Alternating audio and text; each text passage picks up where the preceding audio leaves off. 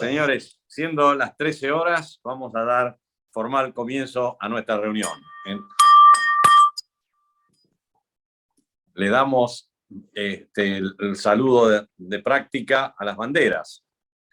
La bandera argentina, la bandera de la ciudad de Buenos Aires y la bandera rotaria. Muchas gracias, Jesús.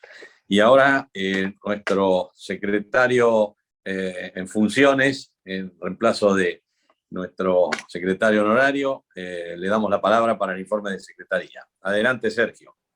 Muchas gracias, Juan. Buenos días, amigos del Rotary. Bueno, para aquellos que no lo saben, estoy reemplazándolo a nuestro amigo Federico Carenzo, que se encuentra de vacaciones, y acabo de enterarme que también transitando el COVID en Punta del Este. Preside la reunión virtual del miércoles 19 de enero, correspondiente al tercer año del segundo centenario del Rotary Club de Buenos Aires, el doctor Juan Llamazares. Nuestro orador del día de hoy es el consocio doctor Juan Javier Negri, quien tituló su disertación Victoria Ocampo, cada vez más presente. Le damos una cordial bienvenida y le agradecemos que esté presente y va a dar la conferencia también estando con el COVID. Nos acompañan hoy el señor Jorge Fiedotín, asistente de nuestro gobernador Vicente Salva. También ha sido invitada la señora Susana Sisman por nuestro presidente Juan Llamazares. Les damos la bienvenida. El próximo miércoles 26 de enero ocupará la tribuna el consocio Eduardo Casap, quien nos hablará sobre cómo debemos prepararnos para futuras crisis globales de salud. Espero que nos preparemos y que no lleguen nunca, ¿no? Aviso parroquial. Con gran alegría comparto con ustedes que fue aprobada por la Fundación Rotaria nuestra subvención global para la lucha contra el Chagas. Ha llevado más tiempo del que pensábamos, pero afortunadamente estamos en la recta final para comenzar el proyecto. Gracias a todos por el apoyo y por la ardua tarea para llevar a cabo este tema. El monto de la subvención asciende a $40.341. Felicitaciones a todos los que hicieron posible este logro, sin lugar a dudas, esto también es Rotaria. Espero que disfruten la reunión del día de hoy. Muchas gracias a todos por acompañarnos y les cedo la palabra a Juan Javier para que nos dé la disertación. Gracias. Muchas gracias por la invitación para hablar hoy en esta reunión. En un país normal, recordar a alguien como Victoria Ocampo no sería difícil ni complejo, ni encontraría resistencias. En la Argentina esto es, como casi todo, algo más difícil. Ustedes saben a quién me voy a referir, a una mujer linda y rica que trabajó denodadamente por expandir la cultura argentina a través de muchas maneras distintas, la principal de las cuales fue la creación de una revista literaria que se publicó por más de 50 años. Esa descripción es correcta, pero incompleta, y me gustaría, con la venia de ustedes, darles algunos matices y detalles adicionales. Creo que no solo serán interesantes para conocerla mejor, sino que también serán verídicos. Lo voy a hacer desordenadamente para despegar a estas palabras de la noción de una lección de historia. No es mi propósito soltar desde aquí elogios sin ton ni son hacia Victoria Ocampo, ni hacer algo así como una eulogía de alguien de cuya muerte se cumplirán 43 años el próximo 27 de enero. Se dice muchas veces que Victoria Ocampo era una típica representante de la oligarquía agroganadera terrateniente. Es cierto, la familia de Victoria es una de aquellas que, según la tradición, viajaba a Europa con la vaca en el barco. Eso para muchos ya es motivo de resentimiento, como si nacer dentro de un sector social determinado fuera fruto de la voluntad del neonato. Pero si bien lo de la vaca es cierto, no es cierto que Victoria Ocampo perteneciera a aquella clase agroganadera. Ella pertenecía a una clase social históricamente anterior, la clase patricia. Con esta denominación me refiero a la pertenencia a la clase social a la que las autoridades de entonces invitaron a participar del Cabildo Abierto del 22 de mayo de 1810. Es decir, a los descendientes de los primitivos fundadores de Buenos Aires, un grupo de profesionales, comerciantes y funcionarios públicos cuyas características comunes eran dos: la ya mentada ascendencia y además el hecho de ser propietarios urbanos y no terratenientes. La familia Ocampo era dueña de varios lotes alrededor de la intersección de las calles Viamonte y San Martín, pero no era propietaria de castillos franceses manor houses británicas o palacios italianos en medio de la pampa. A propósito de castillos y palacios, en 1924 Victoria podría haber sido acusada de secuestro de persona, porque en noviembre de ese año, cuando nuestra biografiada tenía 34, llegó a Buenos Aires Rabindranath Tagore, que en 1913 había sido la primera persona no europea en ganar el premio Nobel, en este caso de literatura. Victoria lo admiraba. Se enteró de que estaba enfermo, le pidió permiso a su papá de ella para alojarlo en su casa. El señor Ocampo dijo que no, y Victoria consiguió una quinta en San Isidro para llevarlo allí. El episodio está contado en un precioso libro cuya lectura recomiendo, que se llama Un encuentro fecundo. Lo cierto es que, como parte de las actividades que Victoria organizó para Tagore, estuvo llevarlo a la estancia Chapadmalal, cerca de Mar del Plata, propiedad de la familia Martínez de Oz. El edificio es algo así como un castillo británico en medio de enormes extensiones de tierra fértil y decorado con muebles del más exquisito gusto inglés. No creo que haya sido intención de Victoria deslumbrar a su huésped, pero todo salió mal. Tagore había leído muy poco sobre la Argentina y entre sus lecturas estaba Allá lejos y hace tiempo, el libro de Guillermo Enrique Hudson, que describe una Argentina gaucha, sencilla y humilde en los alrededores de Quilmes. Y he aquí que ahora se encontraba en algo así como Sandringham, donde doncellas de cofia blanca servían el té de las 5. No le gustó. Victoria nació en 1890, un tiempo en que la Argentina se distinguía entre el resto de las naciones por su capacidad de generación de riqueza y por su atractivo para convocar aquí a cientos de miles de inmigrantes. No debe haber sido un lugar demasiado malo. Su familia estaba vinculada por lazos de parentesco con muchos de nuestros próceres, como también ocurre con la de Jorge Luis Borges. Las memorias de la madre de este, aparecidas hace muy poco y cuya lectura recomiendo, les dará una idea de cómo en esos hogares mencionar los nombres que ahora llevan calles y avenidas era usual.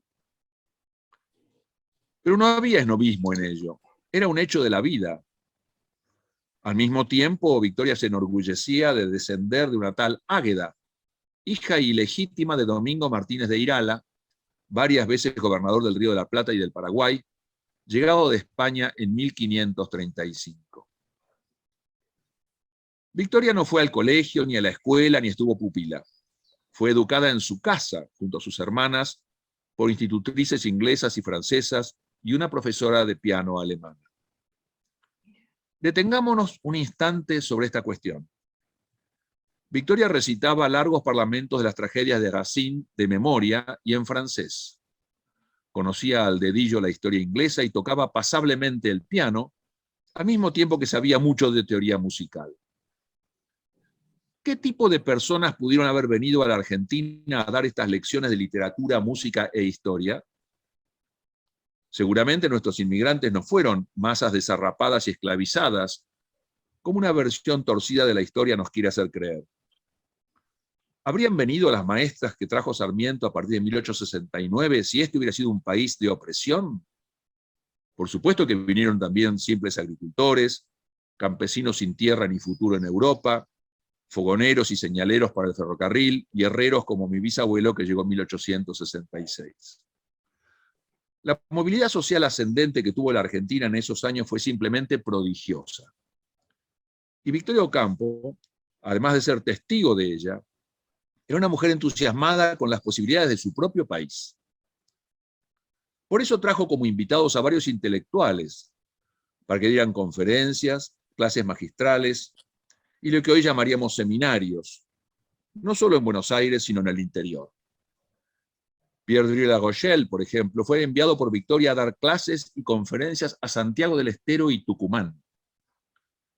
Si aquí hizo calor la semana pasada, imaginemos por un segundo lo que podían ser esas ciudades en 1932, en un país que solo el año anterior, en 1931, había visto el primer aparato de aire acondicionado. Otro invitado por Victoria fue el escritor y filósofo franco-rumano Benjamin Fontaine, que vino en 1929 y volvió en 1936, y filmó aquí Tararira, una de las primeras películas musicales argentinas con Iris Marga y Orestes Caviglia, después de haber intentado filmar Don Segundo Sombra, pero la viuda de Guiraldes se negó. Sobre Fondán me detendré un instante que me permitirá darles una idea más acabada de qué tipo de persona era Victorio Ocampo. Luego de su experiencia cinematográfica en la Argentina, Fondán volvió a Francia, dedicado a las letras y al estudio de la filosofía. Victoria se encontró con él en París a mediados de la década del 40. El aire que se respiraba entonces estaba cargado de presentimientos de guerra. Encarecidamente, Victoria le pidió a Fondán que volviera a la Argentina con ella. Él era judío, estaba considerado el mayor poeta judío de la época y era peligroso permanecer en Europa. Victoria ya tenía experiencia en esto de salvar intelectuales. En 1939 había logrado que la fotógrafa Giselle Freund entrara a la Argentina. Fondán se negó. Su mujer era cristiana y eso, en su opinión, lo iba a salvar. Tanto insistió Victoria que la noche de su último encuentro, en vísperas del regreso de ella a Buenos Aires, él le pidió que lo acompañara a su casa. Una vez allí, sin que Victoria se bajara del taxi, Fondán entró en la casa y salió con un paquete. «Esta es toda mi obra», le dijo. «Si usted cree que aquí va a ocurrir una masacre, póngala a salvo». Victoria viajó con el paquete hasta Buenos Aires. Pocos días más tarde, la portera de Fondán lo denunció como judío. Pudo salvarse, pero prefirió acompañar a su hermana Lina en uno de los últimos trenes al Holocausto y ambos murieron en 1944. Terminada la guerra, Victoria Ocampo volvió a Francia y entregó el paquete a la viuda de Fondán. «Señora, a él no lo pude salvar, pero salvé su trabajo de años». Las iniciativas culturales de Victoria fueron muchas. Integró el directorio del Teatro Colón, del que se retiró ante la imposibilidad de incorporar música contemporánea a los programas de conciertos. Junto con Adalbert Krieger Bacena ideó el mecanismo de dominio público pagante para el financiamiento de la cultura, que llevó a la creación del Fondo Nacional de las Artes en 1958. Pero por encima de todo eso, financió y dirigió la más relevante publicación literaria en lengua castellana del siglo XX. La revista Sur ha sido criticada, objetada, desmenuzada por analistas que han llegado a criticarle a Victoria que se llamara Victoria, acusándola de llevar el nombre de una reina inglesa. Sí, aunque parezca mentira. Hay un conocido profesor de letras, José Amícola, que ha dicho semejante barbaridad en un artículo técnico. Como si llevar el nombre de una bisabuela estuviera prohibido porque una reina posterior se llamara igual. La revista Sur no fue la única iniciativa cultural financiada por Victoria. La primera edición del libro de poemas Tala, de Gabriela Mistral, fue publicada por Sur en beneficio de los niños catalanes huérfanos como consecuencia de la Guerra Civil Española. Y en los años 40, Victoria también financió la edición de pequeños libros en francés que, en favor de las ideas de la libertad, se hacían caer en aviones detrás de las líneas alemanas durante la ocupación nazi de Francia. En Sur publicaron escritores cuya afinidad política con Victoria era inexistente, Julio Cortázar, por ejemplo. Entre 1931 y hasta poco después de 1980, Sur fue una publicación excepcional. Llegaba a todo el mundo de habla hispana. Les doy un ejemplo. Los enemigos acérrimos que aún hoy tiene Victoria Ocampo han sostenido que durante su vida ella coleccionó escritores, como quien colecciona figuritas y quiere tenerlas todas. Eso también es falso. Victoria mantuvo lazos estrechos de amistad con todo el mundo intelectual del siglo XX. Y digo estrechos con una cuidadosa selección del adjetivo. Durante la Segunda Guerra, Victoria le enviaba zapatos al famoso poeta Paul Valéry, que por las penurias resultantes no los tenía, e invitaba a Igor Stravinsky, a Gabriela Mistral, Premio Nobel de Literatura de 1945, y a St. John Peirce, Premio Nobel de 1960. No sé si saben quién es Thomas Merton. Cuando el Papa Francisco visitó los Estados Unidos en 2015, En uno de sus discursos mencionó los 4 estadounidenses a los que él admira. Uno es Lincoln, otro es Martin Luther King, el tercero es Dorothy Day y el cuarto Thomas Merton. En 1958 Merton le escribió a Victoria Ocampo: acaba de caer en mis manos un número de Sur. Fue Merton quien la buscó y la encontró y la contactó admirado de esa fuente literaria que desde la Argentina bañaba todo el continente. A partir de allí se escribieron con frecuencia, a veces en ocasiones en las que Victoria sufrió la muerte de alguno de sus seres queridos.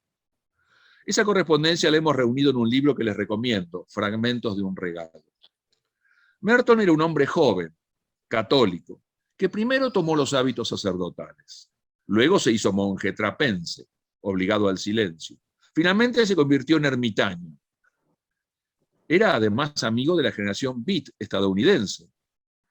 Y él recurrió a Victoria para que Borges pudiera ser dado a conocer en ese país en inglés.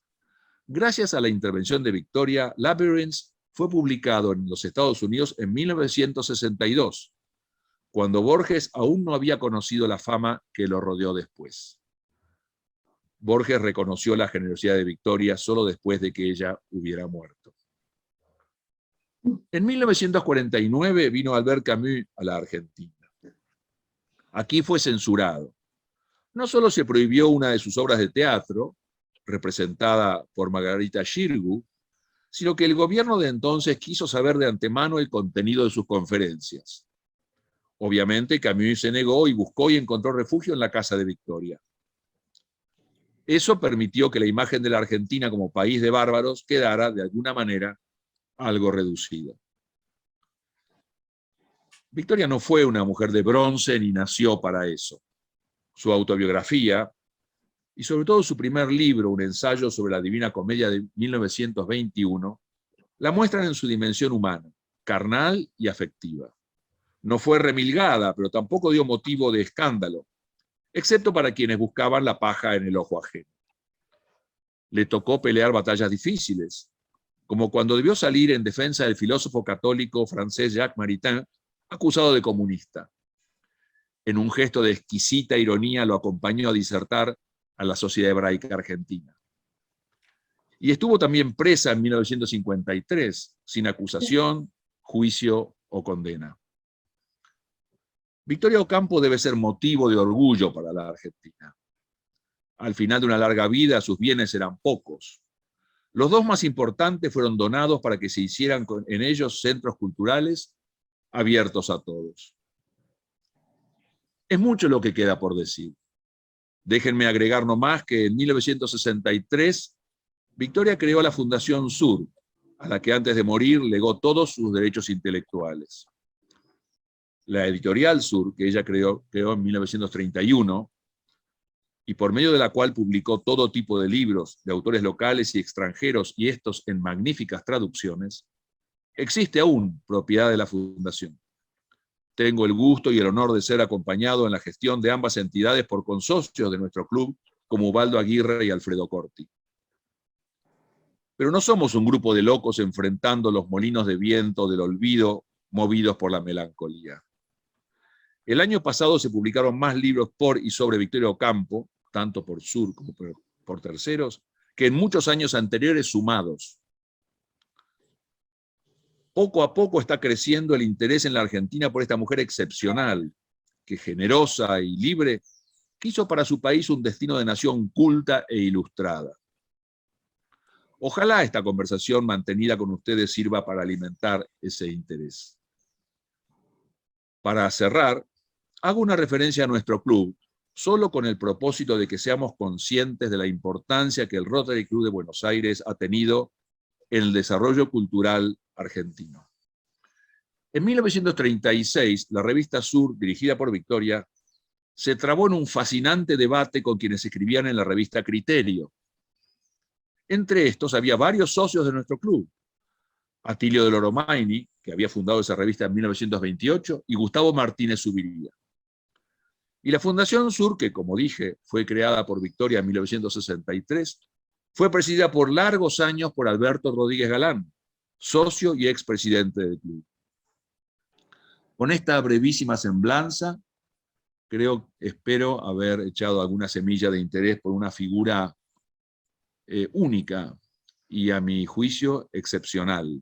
Alguien que hizo por la cultura lo que cientos de ministros, diputados, senadores y funcionarios públicos no pudieron hacer en muchos años de gestión.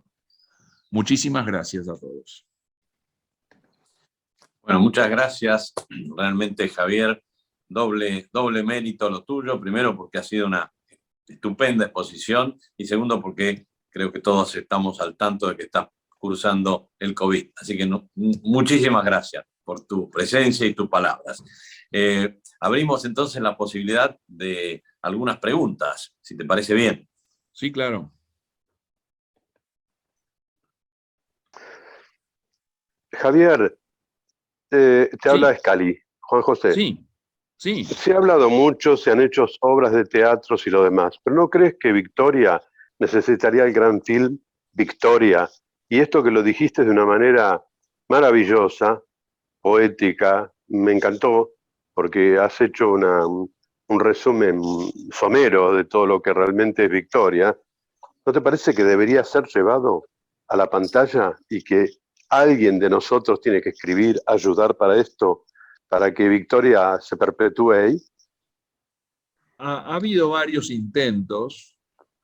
Se acuerdan seguramente de la obra de teatro Eva y Victoria, donde se contrapone a dos personas que nunca se encontraron.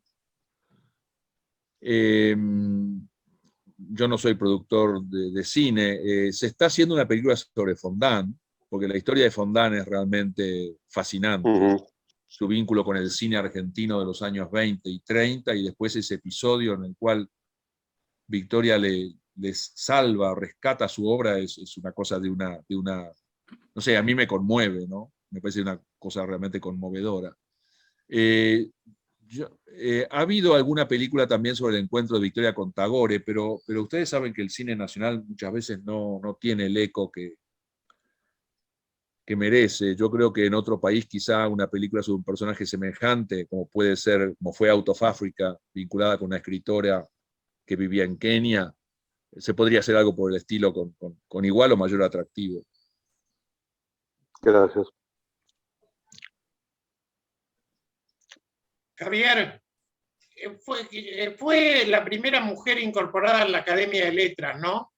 Es correcto, y su incorporación hizo que cuando Marguerite Yourcenar fuera incorporada a la Academia Francesa, Marguerite Yourcenar hiciera un elogio público de Victoria por haber sido la primera mujer que entraba en una Academia de Letras en el mundo. Fue también la primera mujer con registro de conducir. Fue una de las primeras mujeres que fumó en público, después dejó de hacerlo. Fue en muchas cosas muy desafiante de lo que ella consideraba que era una moral muy rígida de la época. Al mismo tiempo fue sumamente espiritual, no tenía una visión eclesiástica de la religión, sino una visión filosófica de la religión. Hay algo que me gustaría señalar, que no lo hice en la exposición, y es el olfato que tenía Victoria para identificar talentos. Por ejemplo, muy temprano fue una de las primeras personas que trajo a la Argentina un disco de los Beatles. En casi 1950, se alojó en el Waldorf Astoria en Nueva York y escribió diciendo: hay un muchacho que toca y canta a la noche en el lobby, la verdad que tiene muy linda voz. Se llama Frank Sinatra. Y así en varias áreas, ¿no es cierto?, donde identificaba gente talentosa, aún antes de ser estos reconocidos por el resto de la sociedad. Un episodio curioso, hablando del Waldorf Astoria, en 1965, Victoria estaba en Nueva York y se produjo un corte de luz fenomenal. Ella estaba alojada en el Waldorf Astoria. Y como no podía subir a su cuarto, se encargó de organizar la vida en el lobby del hotel. Estableció baños para mujeres, zonas para dormir, zonas para descansar, zonas para los que fumaban, zonas para los que no fumaban, y mantuvo el orden en semejante desorden, como imagínense un lugar así lleno de gente y a oscuras, en la Nueva York de 1965. era en ese sentido bastante imperial, pero su imperialidad era fruto de, yo creo, de su generosidad. Javier, otra preguntita que no deja de ser como uno un fanático. La vida amorosa de Victoria, ¿tuvo algún novio? ¿Estuvo a punto de casarse? Sí, ¿Alguna historia sí. en especial a este nivel? La vida, Victoria era muy linda para los estándares estéticos de la época. Y vivía en un hogar de padres muy cerrados. Entonces pensó que el matrimonio podía ser una vía de salida y se casó con un señor llamado Monaco Estrada. El matrimonio fue un fracaso y allá a los 2 años estaban viviendo en el mismo, en pisos distintos de su misma casa sin hablarse. Para colmo, ella en su luna de miel había conocido a un primo de su marido, Julián Martínez, con el que quedó deslumbrada. Así que comenzó a mantener una relación clandestina con Julián Martínez, que fue un hombre que la entendió y le permitió, le incentivó a tener inclinaciones literarias. En su autobiografía, Victoria cuenta todos los ardides que hacía para encontrarse a escondidas en una Buenos Aires de 1920.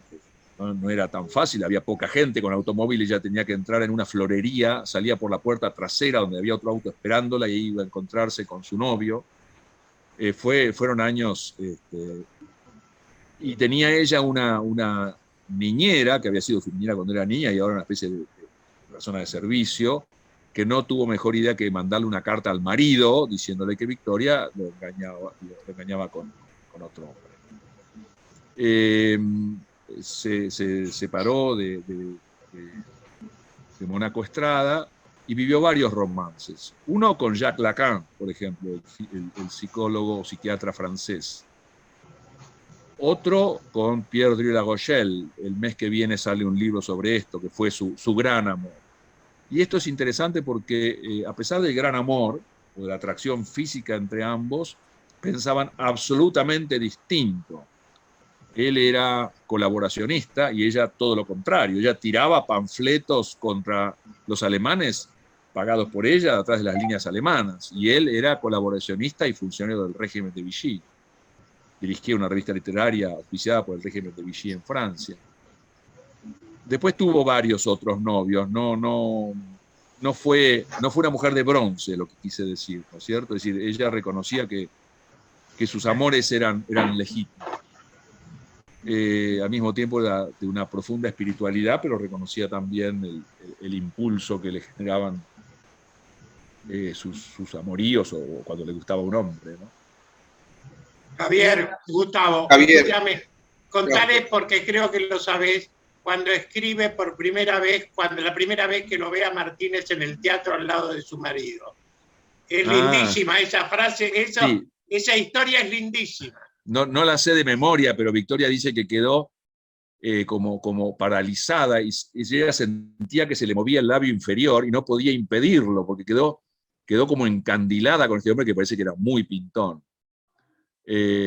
Nunca se casaron, sin embargo, pero yo no tengo acá la frase textual, pero ella lo describe como diciendo que fue una especie de golpe, un rayo que la paralizó y la deslumbró al ver ese ejemplar de ser humano que ella consideraba bellísimo. Sí, y no lo podía demostrar porque estaba al lado del marido. No, estaba al lado de su marido, y ella sentía que temblaba y decía, mi marido se va a dar cuenta que tiene. Javier, otra preguntita. Soy Nacho, ¿cómo estás? Sí, Nacho. Muy buena tu locución.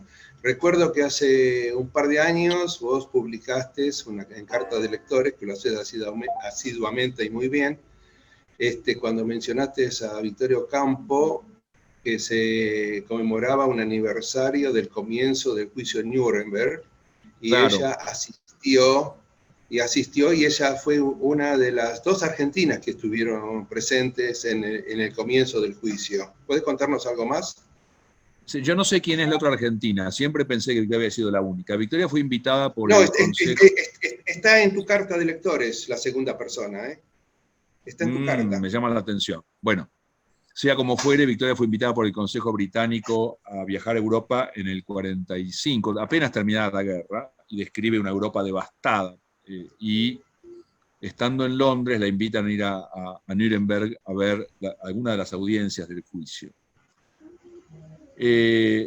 Victoria cuenta que quedó azorada al ver las caras de los jerarcas nazis que impávidos estaban sentados en la sala de audiencias, pero a medida que se producía la prueba del pleito, por ejemplo, piezas de jabón, pantallas de lámparas, dice que iba sintiendo un desagrado tan profundo que llegó un momento que se tuvo que ir, no lo pudo resistir. Dice que es una cosa que superaba la resistencia humana, es decir, la solidaridad de la raza humana no podía resistir la visión de esas cosas. Ella escribió primero esto en una carta a sus hermanas. Esa carta, junto con otras, está recogida en un libro que se llama Cartas de Posguerra, y después publicó un ensayo sobre el tema. Pero ella tiene unas palabras tremendas sobre lo que fue ese juicio, y sobre todo por la hipocresía de los alemanes que estaban sentados escuchando los testimonios de los testigos. Pero hay un episodio menos conocido, vinculado también con la relación de Victoria con el Holocausto.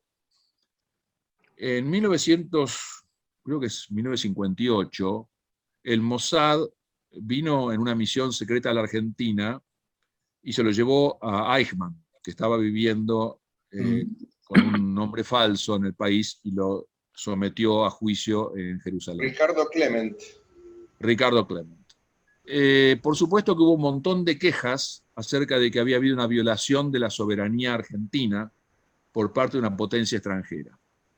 Victoria se levantó en contra de esta posición. Dijo, pero ¿cómo podemos quejarnos de que se hayan llevado a un tipo así? Así no dormimos bajo el mismo cielo con un hombre como ese.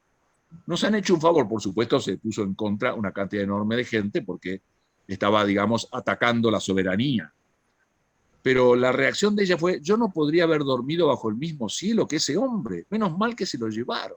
Le costó mucho esto, ¿eh? No fue gratis semejante manifestación pública. 2 años antes de lo de Eichmann había llegado un pedido de extradición contra Martín Bormann, y la justicia argentina lo había rechazado, así que Victoria sabía exactamente qué podía llegar a pasar si se hubiera ido por los caminos normales.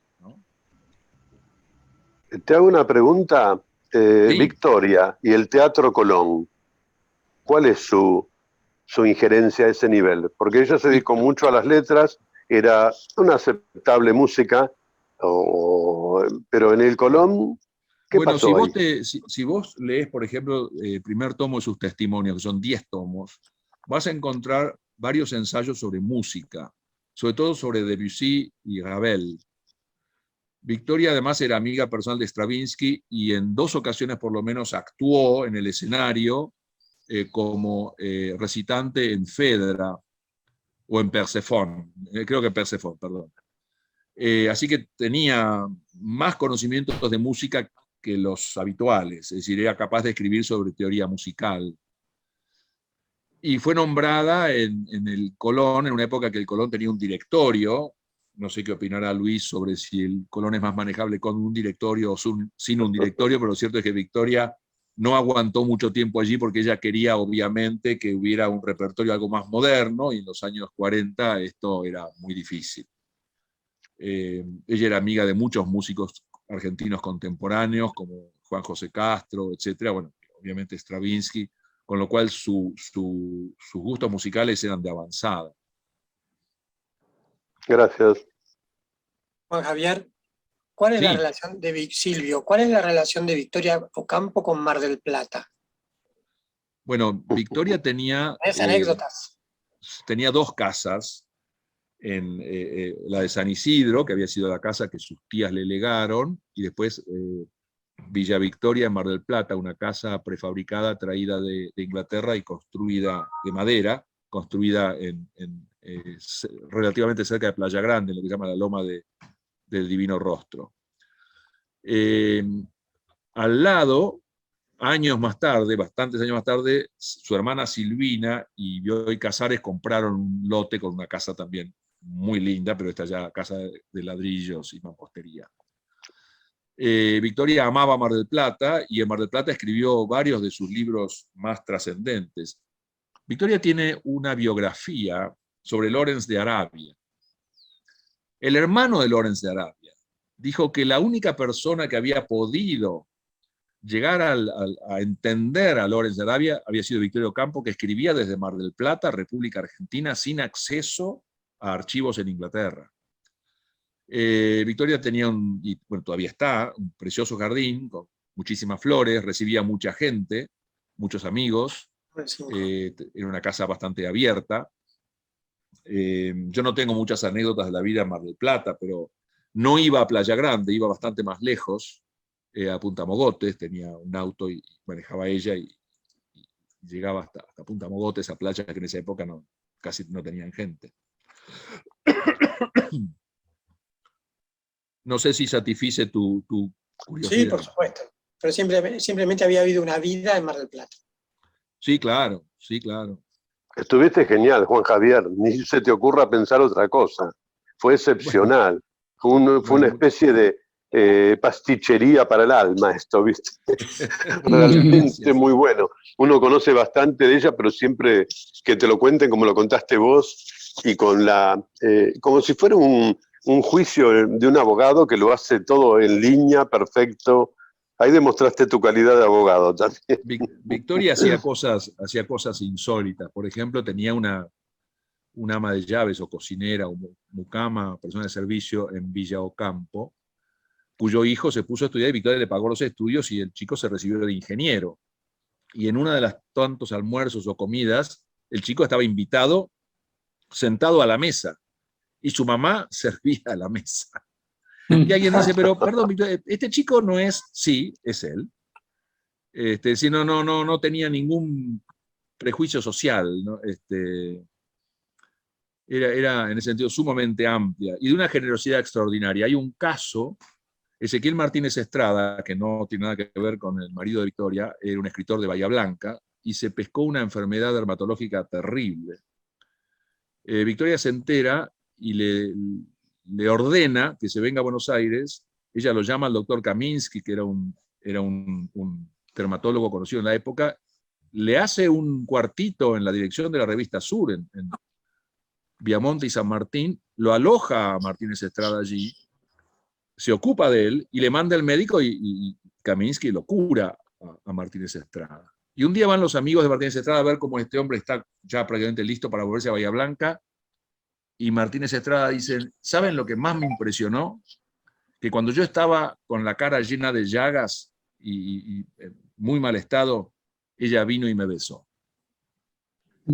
Eso creo que describe una persona que tiene un corazón grande, ¿no? Totalmente. Es verdad. Es emocionante, ¿eh? Sí. En todos los aspectos. No, y además, cómo luchó en su época, como vos decís, de una familia patricia donde tenía estructuras muy rígidas y cómo pudo abrirse y manejarse adecuadamente a pesar de venir de ese esquema, ¿no? No le fue fácil, ¿no? A ella le hubiera gustado ser actriz y por supuesto eso estaba prohibido para alguien de su clase social. Creo que era Ortega y Gasset que decía que sobre Victoria pesaban dos grandes maldiciones, su belleza y su fortuna. Claro. Y algo de eso debe haber habido. Clarísimo. Sí. Dos grandes maldiciones que... Su belleza y su fortuna, Gustavo. Ah, claro. Pregunta, Javier, ¿no era amiga de Borges? La relación con Borges es una relación muy explosiva, diría yo. Victoria era más amiga de la madre de Borges, Leonor Acevedo. Y cuando Borges empieza a escribir, Leonor le dice a su hijo por qué no va a conocer a Victoria. Y Victoria queda deslumbrada con Borges y lo ayudó muchísimo. Por eso mencioné yo que el primer libro de Borges en inglés, Labyrinth, de 1962, se publicó porque Victoria insistió con sus amigos americanos para que el libro se publicara. Insistió también con uno de Bioy Casares, pero no tuvo suerte, solamente el de Borges pudo publicarse. Y fue una relación tensa. Borges era muy amigo de Bioy Casares, cuñado de Victoria, y Victoria y Bioy Casares no se llevaban demasiado bien. Bioy Casares es un personaje muy complicado, extremadamente complicado, de una vida disruptiva para el resto de la familia Ocampo. No sé si ustedes conocen todos los avatares por los que ha pasado. Son públicos, ¿no? No estoy revelando ningún secreto, pero Bioy fue un hombre absolutamente amoral, y Victoria era una mujer de estándares éticos bastante rígidos, y había cosas que no toleraba. No toleraba la traición, por ejemplo, y ella sostenía, nunca lo dijo con estas palabras, que Bioy era un hombre desleal hacia su hermana y hacia el resto de la familia. Qué bárbaro. Estaríamos todo el día escuchando esto. Borges recapacitó sobre Victoria cuando Victoria se murió y publicó un artículo en La Nación que es realmente emocionante, donde Borges dice que muerta ella reconocía lo que ella había hecho. Que fue titánico, Porque Victoria llegó al fin de sus días con lo opuesto prácticamente, con grandes dificultades económicas. Quienes dicen que la herencia es un error de cálculo, creo que Victoria casi el error de cálculo no lo comete. Llegó, como digo, con lo opuesto, ¿no? Sin hijos, ¿no? Sin hijos, sí. Tuvo, desde el punto de vista médico, tuvo una muerte bastante desagradable porque tuvo un cáncer de mandíbula que lo obligó a una prótesis bucal que era muy incómoda y bueno, ella había sido muy linda, así que eso obviamente era una especie de castigo adicional, ¿no? Qué bárbaro. Victoria fue fotografiada por Man Ray, el famoso fotógrafo norteamericano. Hay una escultura de Victoria en bronce hecha por el príncipe Trubetskoy, que es un escultor italiano de origen ruso muy conocido. Hay un cuadro de Figari de Victoria parada frente a las barrancas del río, que es estupendo. Realmente creo que una mujer que como dije, en otro país sería una especie de heroína o ícono de los valores que hay que preservar. ¿Te puedo hacer una pregunta, Javier? Sí, claro, Juanpi. Juan Pablo. No, quería preguntarte un poco más allá de la riquísima pincelada de la historia de la riquísima historia de Victoria Ocampo. Contame un poco de la Fundación Sur, a qué se dedica y cuál es hoy su... vos y quienes por supuesto forman parte de la comisión directiva. La Fundación Sur tiene, como dije, los derechos intelectuales sobre la obra de Victoria Ocampo. Nuestros ingresos dependen o surgen de la venta de derechos de cesión de derechos literarios, y por suerte hay bastante interés fuera de la Argentina por publicar obras de Victoria. Victoria fue una feminista avant la lettre, es decir, cuando el feminismo no existía. No fue una feminista de esas que se ponen el pelo verde o salen a golpear tipos por la calle. Ella era una feminista de otro tenor, una feminista refinada, digamos, donde lo que buscaba era que la mujer tuviera los derechos que le correspondían como mujer, no los derechos que le correspondían como hombre. Así que hay bastante interés en el extranjero por publicar obras de Victoria Ocampo. Nosotros publicamos en Argentina constantemente. La semana que viene va a estar listo Amarte no fue un error, que es un libro que yo traduje del francés y anoté, que es la correspondencia de ella con Pierre Dry-Larochelle, donde está plasmado de alguna manera el drama de dos personas que se quieren pero piensan distinto en materia política, tiene una brecha, como se diría hoy en la Argentina. También tenemos a punto de salir una antología sobre Shakespeare que Victoria le pidió a Borges, y se publicó en los años 70, vamos a reeditarla con prólogo de María Kodama. Acaba de salir en noviembre la correspondencia entre ella y Jacques Maritain, que es un filósofo francés católico contemporáneo que llega a la Argentina invitado por dos factores en pugna entre sí. Por un lado, el nacionalismo más feroz, encarnado por gente como Gustavo Martínez Zuviría, y al mismo tiempo por Victoria Ocampo, para participar en el Congreso de los Pen Clubs. Y 1936 es un año clave, quizá, en la maduración intelectual argentina, porque es el año en que empieza la Guerra Civil Española. Y el mundo intelectual argentino, pensemos en 1936, hay muchísimos españoles de primera generación viviendo aquí.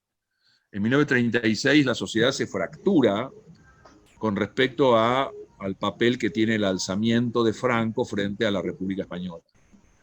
La Iglesia Católica toma una visión benévola sobre el alzamiento porque tiene terror al comunismo, al izquierdismo de la República Española, y con eso se justifican un montón de violaciones de derechos humanos, con lo cual hay también una brecha importante allí. Victoria tercia en este debate, tercia con textos muy fuertes, y dice, por ejemplo, si ser de izquierda significa respetar los derechos humanos y las libertades cívicas, entonces soy de izquierda y no me calienta decirlo, o no me molesta decirlo. En la vereda opuesta, los grupos de extrema derecha están muy desasosegados ante lo que Victoria está proclamando. Por eso las polémicas entre Criterio, dirigida por Monseñor Franceschi, y Sur, dirigida por Victoria. Son debates de una profunda riqueza intelectual y la sociedad estaba muy metida. Es decir, no era un debate, una capilla intelectual aislada, al contrario, era un tema de debate público bastante vigente. Tengamos en cuenta que en 1930 había habido un golpe de Estado con Uriburu que había implantado el partido único, le duró solamente un año. Pero en 1931 Uriburu crea la Academia Argentina de Letras y pone a su primo, Ibarguren, como presidente, con lo cual había una especie de tensión en el aire acerca de la libertad de expresión en la Argentina en esos años.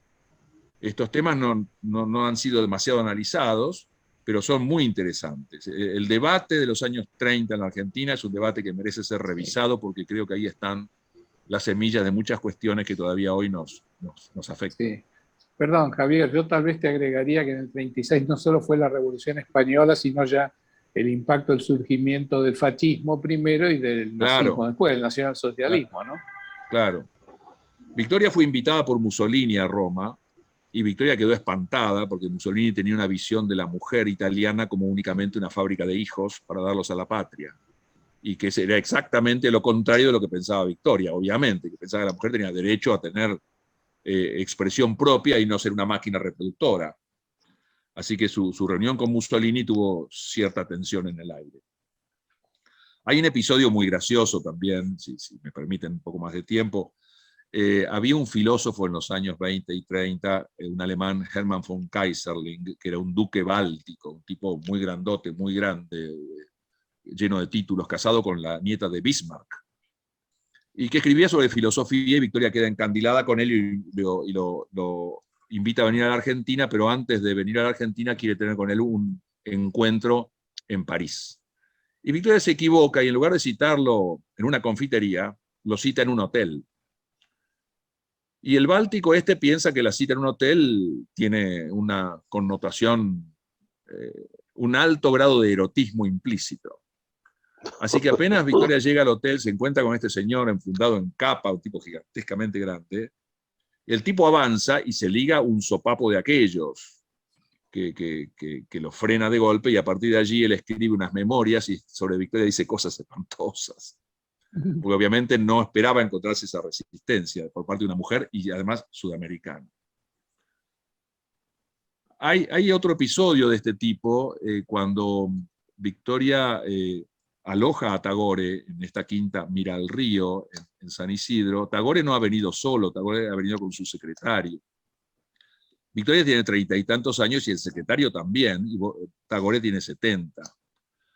Entonces ahí se arma un triángulo curioso, muy interesante, donde Victoria admira a Tagore, no más que admiración.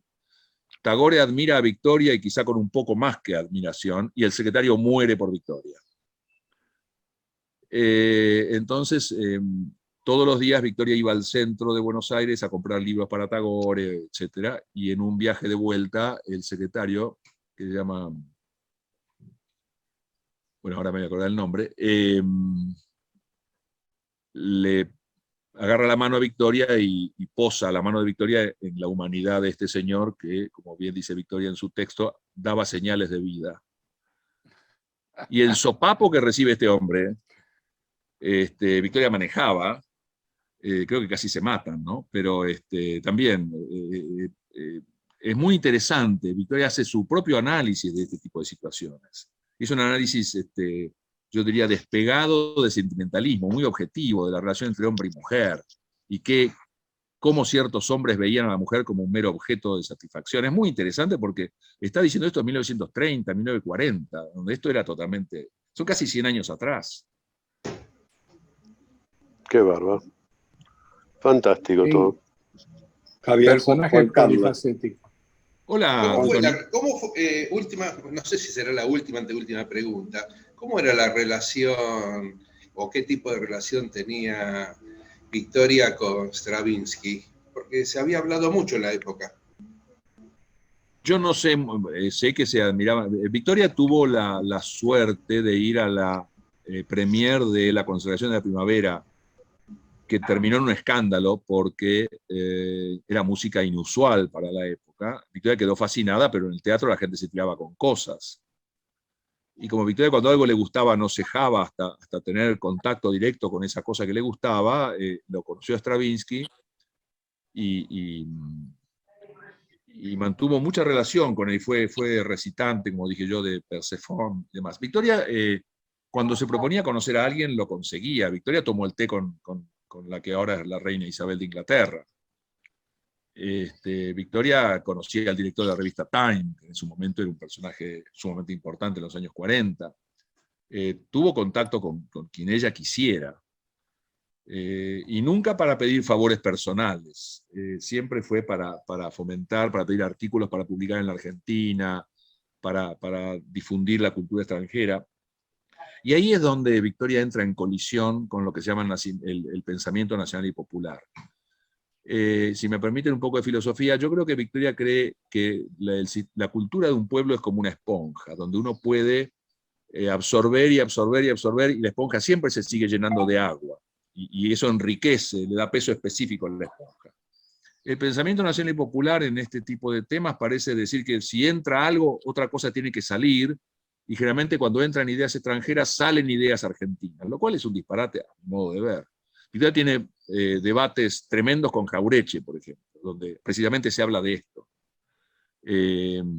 Debates que están en el libro que no hemos publicado nosotros. Los debates con Jauretche son maravillosos por la ironía que destilan las cartas de uno y otra. Pero donde el tema del debate es ¿qué es la cultura nacional? ¿Qué es una cultura nacional y popular? Es decir, nosotros tenemos que expulsar lo extranjero por el solo hecho de ser extranjero, o tenemos que admirar todo lo que es argentino por el solo hecho de ser argentino. ¿No debe haber un filtro en algún lado sobre qué es valioso, qué nos enriquece y qué no nos enriquece? Bueno, ese es el gran debate que creo que todavía sigue vigente, ¿no? Si uno lee los libros de Amícola, Victoria Ocampo es poco menos que una traidora a la patria. Además se llama Victoria, como una reina inglesa. Javier, una pequeña pregunta. Sí, después de tu magnífica exposición realmente única, y te felicito, se me ocurre algo. ¿No nos estará pasando lo que nos pasó con el Producto Bruto per cápita? ¿La cultura argentina no estará decayendo abruptamente como lo hizo el Producto Bruto de pasar de cuarto, quinto al 70? ¿Tú crees que tenemos reserva cultural y grupos como el tuyo que pueden mantener el nivel que tuvo la Argentina en el mundo? Mira, Johnny, los libros que publica la Editorial Sur no son los más maravillosos libros del mundo. Pero nuestras tiradas habituales en un país de 40 millones de habitantes son de 1000 ejemplares. Y esto nos pasa a nosotros y le pasa a muchas otras editoriales. Es decir, el afán por saber o por conocer, lamentablemente hace que los argentinos estemos hoy día en otra cosa. Me parece que tenemos otras necesidades, algunas más de bastante mayor importancia. Hay gente que tiene que salir a trabajar todos los días para ver qué changa puede hacer para comer, así que pedirle que compren un libro de Victoria Ocampo es absurdo, pero me parece que hay una decadencia, una caída del nivel del debate público sobre estas cuestiones. En 1936, cuando se debate el fascismo, la guerra civil española, etcétera, la calidad del debate. Las publicaciones circulan masivamente. Está bien que hoy día los medios electrónicos han reemplazado a los medios de papel, pero teníamos revistas de altísima jerarquía, Sur, Nosotros, Criterio. De eso no existe nada más, salvo Criterio, que se consiguen 4 puntos de venta en toda la ciudad de Buenos Aires. En ese sentido creo que sí, que efectivamente hay una pérdida. Pero a mí me llama la atención, Johnny, Victoria termina lo que podrían ser, si hubiera ido al colegio, la escuela secundaria, y Victoria recita a Racine, en francés. Yo creo que eso, hoy día, pedirle a un chico de una escuela argentina, pública o privada, es impensable. Pero también es impensable que nuestros alumnos hoy día respondan, por ejemplo, el examen de fin de ciclo de la escuela secundaria en Italia, donde a los alumnos se les toma un examen obligatoriamente a todos los alumnos en toda Italia el mismo día, y a veces en el diario Corriere della Sera sale el texto del examen, y es excepcionalmente difícil. Yo creo que nosotros, bueno, el tema de la educación en nuestro club es un clásico, pero yo creo que nosotros hemos perdido el tren en esto. No somos más un país educado. Perdón por mi escepticismo. Tenemos reserva cultural, tenemos, digamos, un grupo que puede mantener subyacente, aunque sea algo para que aflore después. Eso sí. Minúsculo. Eso sí, pero viste, las enormes masas que uno encuentra por la calle no las ve preocupadas por el enaltecimiento o creciendo de su cultura personal. No hablo de la cultura pública, su cultura personal. No interesa. No interesa. Y los medios de comunicación, los medios de comunicación, salvo algunos muy excepcionales, no favorecen tampoco esto. Cuando éramos más chicos todos nosotros escuchábamos Odol Pregunta, cosas por el estilo. Todos. Ahora.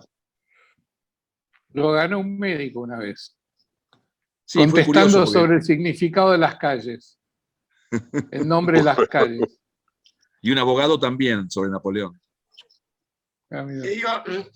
Yo tuve la oportunidad de ver esa obra de teatro, Eva y Victoria. Y Victoria, que la hacía Soledad Silveira, la parte de Eva, y Victoria, la China Zorrilla. Durante 1 hora y media conversan alrededor de una mesa sentadas en una silla. La hicieron en el Teatro Coliseo, creo, hace muchos años. Es realmente interesante. Es una lástima que no se pueda volver, porque está muy bien escrita. Yo no me acuerdo quién fue el autor. ¿Vos te acordás, Javier? No, yo no me acuerdo. No me acuerdo.